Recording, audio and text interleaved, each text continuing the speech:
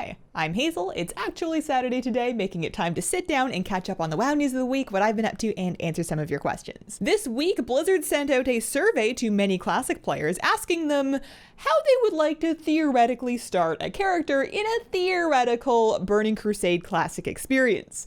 Apparently, there was also a page before the survey asking people to certify that they would not share the survey on social media before, once they got it, which was cute. I don't think anybody ever thought that was going to work. So it's asking if people would rather start a new character. If it was a TBC Classic, would they rather port over their Classic character? Would they want a level 58 pre-made? Kind of what the deal is there.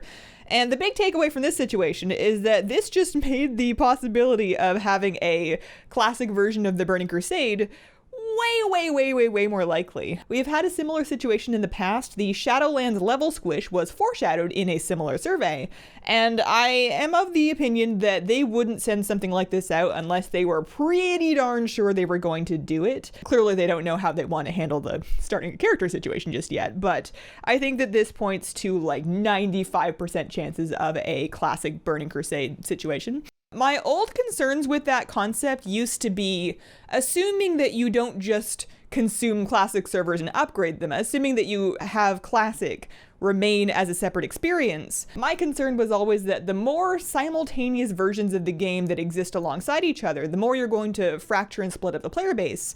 And if you do that too much, there's probably a tipping point where people can no longer play with their friends, they can no longer find groups because everybody wants to be playing on different versions of it.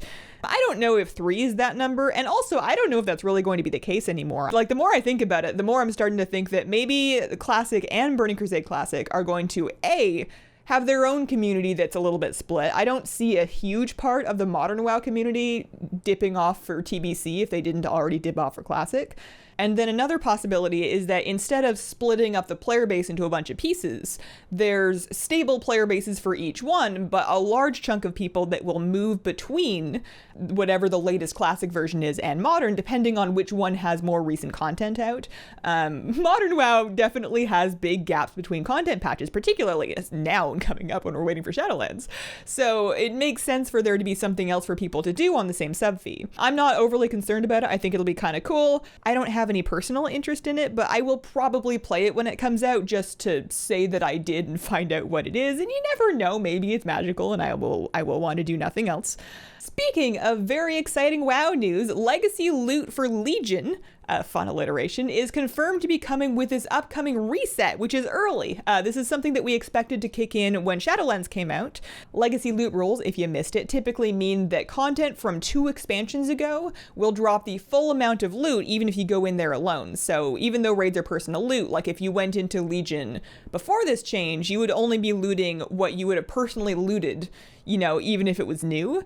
Whereas after the change, you're going to be getting all of the loot that would have dropped for a full-sized raid. So this is great news for people that are farming transmogs. And also, if people were waiting for Legacy loot as an excuse to start farming Legion instanced mounts, such as myself, that excuse is gone. So there's lots of great stuff in Legion raids and dungeons. Most of the content should be largely soloable depending on the difficulty. I know some of the mythic raids still need a few people, but if you're just after normal or LFR appearances or dungeon appearances, you should be okay on your own. Between this and the experience buff, it feels a little bit like they're just kind of throwing us bones to keep us busy while we are A, stuck inside, and B, waiting for Shadowlands, and I'm not mad about it. Other changes this week, a couple of hotfixes went in. Supposedly, the Malevolent Drone rare mob in Oldham will now drop the Corpse Eater mount more often, so good news to anybody that is camping that. And that's more or less the WoW news. In my WoW life this week, the experience buff has me leveling even when I probably could be doing other things.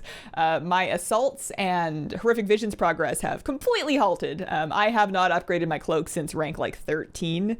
I should and will eventually, but my mind is we have so much time, and the experience buff is only for a month, so I want to enjoy leveling characters for as long as it's really good. The new Animal Crossing game also came out recently, and that has been consuming large amounts of my time. I've been sprucing up a little island that I called Teacup because I thought that how in Stardew Valley, if you've ever played that, you name your farm and then it adds the word farm to the end of your name.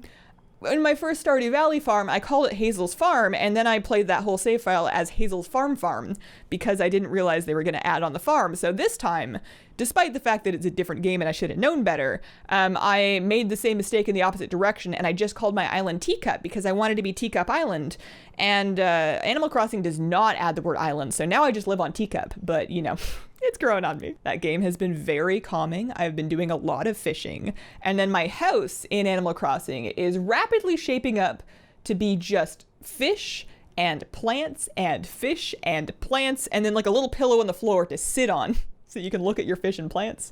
And honestly, that sounds about right. That doesn't look too different from this place, so I'm on the right track. Also, a quick note that as long as we're stuck inside and time continues to be meaningless, I'm going to shake up the stream schedule a little tiny bit. I'm going to add in a Saturday morning stream and then take Mondays off instead so that we're on both weekend days. And that happens on twitch.tv/hazelnuttygames.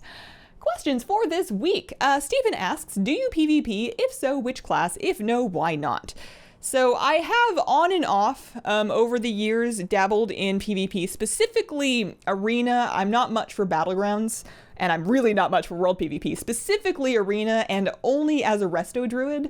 This patch, however, I have been taking a break from it because honestly, Corruption scares me, both in that it looks very volatile, which might be fun to play with, but the fact that in order to get my druid ready to go, I would need to do regular assaults on her and regular horrific visions on her to get her cloak leveled up, and then probably do Mythic Plus dungeons to try to farm some decent corruptions.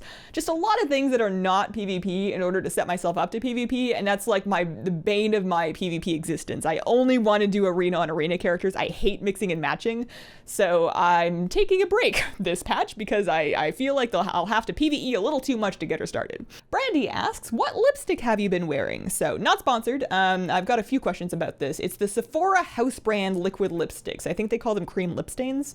I have quite a few of those. And Storm's End asks, what essences are you running visions with? Now that I can get essences for my Shadow Priest, was wondering which ones are best for major and minor.